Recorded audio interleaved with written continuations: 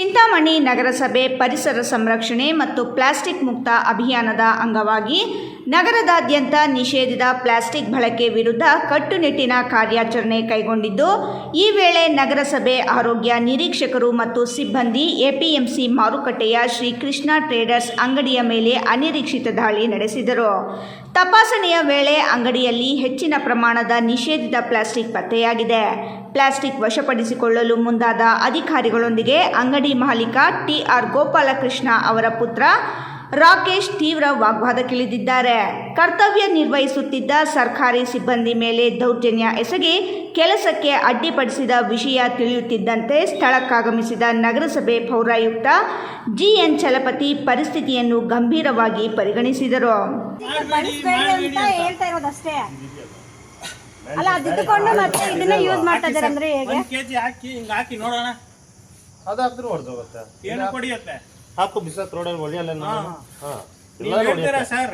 ಇಟ್ಕೊಳ್ಳೋ ಪದ್ಧತಿಯಲ್ಲಿ ಇರುತ್ತೆ ನಾವು. ನೀವು ಹೇಳ್ತೀರಾ? ನೀವು ಮಾಡ್ತಾ ಇರೋ ಪೆನ್ ಕೂಡ ಪ್ಲಾಸ್ಟಿಕ್, ಅದನ್ನೂ ಬಳಸಬಾರ್ದು. ನೀವು ಯಾಕೆ ಬಳಸ್ತಾ ಇದ್ದೀರಾ? ನೀವು ಯೂಸ್ ಮಾಡ್ತಿರೋ ಸಿಮ್ ಕಾರ್ಡ್ ಅದು ಕೂಡ ಪ್ಲಾಸ್ಟಿಕ್, ಅದನ್ನ ಯಾಕೆ ಬಳಸ್ತಾ ಇದ್ದೀರಾ? ಅದನ್ನ ಬ್ಯಾನ್ ಮಾಡಕ್ ಬರಲ್ಲ. ಎಲ್ಲಿದೆ ಮ್ಯಾನುಫ್ಯಾಕ್ಚರಿಂಗ್ ಎಲ್ಲಿದೆ ಹೇಳಿ? ಯಾಕೆ ಇಲ್ಲ ಇದ್ದಾರಲ್ಲ ಇಲ್ಲಿರೋದು ಮಾತಾಡ್ರಿ. ನೀವು ಪ್ಲಾಸ್ಟಿಕ್ ಯೂಸ್ ಮಾಡಬೇಡಿ ಅಂತ ಹೇಳಿದ್ರೆ ಏನಕ್ಕೆ ಮಾಡ್ತಾ ಇದ್ದೀರಾ? ಫೈನ್ ಕಟ್ರಿ ನೀವು. ಯಾಕಮ್ಮ ತೂಕ ಹಾಕಮ್ಮ, ಎಷ್ಟಾದ್ರೂ ಹಾಕೊಂಡ್ರಿ ತೂಕ ಹಾಕಮ್ಮ, ಎಷ್ಟು ಹೇಳಮ್ಮ. ಅದೆಷ್ಟಾಗಲಿ ಪೊಲೀಸ್ ಕೇಸ್ ಆಗ್ಲಿ, ನಾನು ಬರೋದಿಲ್ಲ. ಆಯ್ತು, ಕೇಸ ಮಾಡೋಣ ಬಿಡಿ, ಮಾಡ್ರಿ. ನಾನು ನೋಡಮ್ಮ ಎಷ್ಟು ಕೆಜಿ ಇದೆ ನೋಡಮ್ಮ.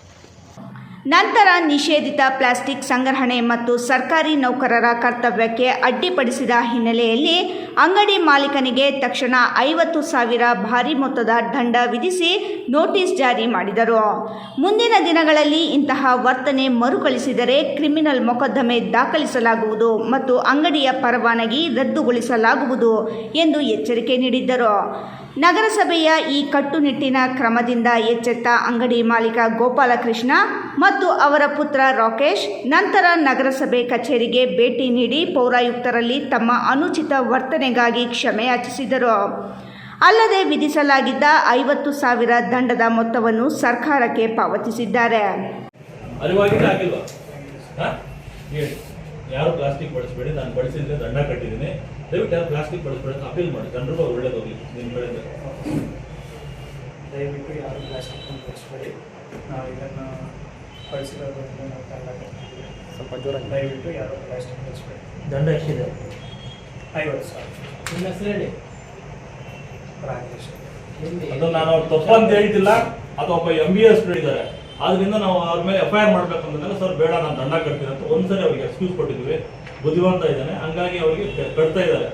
ಸೊ ದಯವಿಟ್ಟು ಇನ್ನೊಂದ್ಸರಿ ಮಾಡಕ್ಕೋದು ಈ ಥರ. ಆಮೇಲೆ ನಿಮ್ಮ ಒಂದು ಯಾರಿದ್ದಾರೆ ಅವ್ರಿಗೂ ಹೇಳಿ, ಪ್ಲಾಸ್ಟಿಕ್ ಅನ್ನು ನಿಷೇಧಿತ ಪ್ಲಾಸ್ಟಿಕ್ ಅನ್ನ, ಸಿಂಗಲ್ ಯೂಸ್ ಪ್ಲಾಸ್ಟಿಕ್ ಅನ್ನು ಬಳಸಬೇಡಿ ಅಂತ ಹೇಳಿ. ಇದು ಲಾಸ್ಟ್ ನಿಮಗೆ. ಇನ್ನೊಂದ್ಸರಿ ನಾವು ಇದಕ್ಕೆ ಹೋಗಲ್ಲ, ಏನಿತ್ತು ಕಾನೂನು ಕ್ರಮ ಇರುತ್ತೆ. ಪೌರಾಯುಕ್ತ ಜಿ.ಎನ್. ಚಲಪತಿ ಮಾತನಾಡಿ, ನಗರವನ್ನು ಪ್ಲಾಸ್ಟಿಕ್ ಮುಕ್ತಗೊಳಿಸುವುದು ಪ್ರತಿಯೊಬ್ಬ ನಾಗರಿಕನ ಮತ್ತು ವರ್ತಕನ ಜವಾಬ್ದಾರಿಯಾಗಿದೆ. ಅಧಿಕಾರಿಗಳು ಕಾನೂನು ಪಾಲನೆಗೆ ಬಂದಾಗ ಸಹಕರಿಸಬೇಕು. ನಿಯಮ ಉಲ್ಲಂಘಿಸುವವರ ವಿರುದ್ಧ ಇನ್ನು ಮುಂದೆಯೂ ಇಂತಹ ಕಠಿಣ ಕ್ರಮಗಳು ಮುಂದುವರಿಯಲಿದೆ ಎಂದು ಸ್ಪಷ್ಟಪಡಿಸಿದ್ದಾರೆ. ಈಗಾಗಲೇ ನೀವು ಗಮನಿಸಿರಬಹುದು, ನಗರದಲ್ಲಿ ಪ್ಲಾಸ್ಟಿಕ್ ಮುಕ್ತ ನಗರ ಅಂತ ನಾವು ಮಾಡಿ ಸುಮಾರು ದಿನ ಆಗಿದೆ. ಪ್ಲಾಸ್ಟಿಕ್ ಈಗಲೇ ಎಲ್ಲ ಸಹಕಾರ ಕೊಟ್ಟಿದ್ದಾರೆ, ವರ್ತಕರಿಂದ ಹಿಡಿದು ಎಲ್ಲರೂ ಸಹಕಾರ ಕೊಟ್ಟಿದ್ದಾರೆ. ಮ್ಯಾಕ್ಸಿಮಮ್ ನಿಂತಿದೆ ಅಂತ ಹೇಳಲ್ಲ, 95% ನಮ್ಮ ನಗರ ಪ್ಲಾಸ್ಟಿಕ್ ಮುಕ್ತ ನಗರ ಆಗಿದೆ. ಆದರೆ ಬೆಳಗಿನ ಜಾವ ನಮ್ಮ ಸಿಬ್ಬಂದಿ STK ಬಾಬು ಮತ್ತು ನಮ್ಮ ಕಮ್ಯುನಿಟಿ ಮೊಬಲೈಸರ್ಸ್ ಅಚಾನಕ್ ಕ್ಲೀನ್ ಮಾಡಿಸೋಂಥ ಸಂದರ್ಭದಾಗ APMC ಒಳಗಡೆ ಕೃಷ್ಣ ಟ್ರೇಡರ್ಸ್ ಅಂತ ಅವ್ರ ಮಗ ಮತ್ತು ಅವರಿಬ್ರು ನಮ್ಮ ಸಿಬ್ಬಂದಿಗೆ ಶಬ್ದಗಳ ನಿಂದನೆ ಮಾಡಿ ಧಮಕಿ ಹಾಕಿ ಏನು ಮಾಡ್ತೀರಾ ಮಾಡ್ಕೊಳ್ಳಿ, ನಿಮ್ಮ ಕೈಲಿ ಏನಾಗ್ತದೆ ಅಂತ, ನಾವು ಪ್ಲಾಸ್ಟಿಕ್ ಮಾರಾಟ ಮಾಡೋದು ಅಂತ ಹಾಕಿದ್ರು. ಸೊ ಅವರಿಗೆ ನಾವು ಸಿಂಗಲ್ ಪ್ಲಾಸ್ಟಿಕ್ ಅನ್ನು ಯೂಸ್ ಮಾಡೋದು ತಪ್ಪು ಅಂತ ಅವ್ರಿಗೆ ಅರಿವು ಮೂಡಿಸಿದ್ದೇವೆ. ಯಾಕಂದ್ರೆ ಅವ್ರ ಮಗ ಸಹ ವಿದ್ಯಾವಂತನಾಗಿದ್ದಾನೆ, MBA ಹೋಲ್ಡರ್ ಆಗಿರೋದನ್ನ ಅವ್ರಿಗೆ ಅರಿವು ಕೊಟ್ಟಿದ್ವಿ. ಕೊಟ್ಟರೂ ಸಹ ಅವರು ಪದೇ ಅದನ್ನು ಪ್ಲಾಸ್ಟಿಕ್ ಬಳಸ್ತಾ ಇರೋದ್ರಿಂದ ಅವರಿಗೆ ಮಾನ್ಯ ಜಿಲ್ಲಾಧಿಕಾರಿಗಳ ಆದೇಶದಂತೆ 50,000 ರೂಪಾಯಿ ದಂಡ ಹಾಕಿದ್ದೀನಿ. ಈಗ ಬೆಳಗಿನ ಜಾವ ನೀವು ನೋಡ್ಬೋದು, 50,000 ರೂಪಾಯಿ ದಂಡ ಹಾಕಿದ್ದೀವಿ, FIR ಮಾಡಿಸ್ತೀವಿ ಅಂತ ಹೇಳಿದ್ವಿ. ಹಂಗಾಗಿ ಅವರಿಗೆ ಮತ್ತೊಮ್ಮೆ ಅವ್ರಿಗೆ ಅವಕಾಶ ಕೊಡ್ತಾ ಇದ್ದೀನಿ, ದಂಡವನ್ನು ಅವ್ರು ಪಾವತಿ ಮಾಡ್ತಾ ಇದ್ದಾರೆ.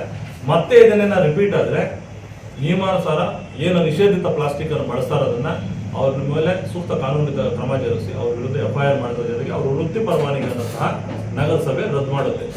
ಇಮ್ರಾನ್ ಖಾನ್, ರಾಯಲ್ಸ್ ಕನ್ನಡ, ಚಿಂತಾಮಣಿ.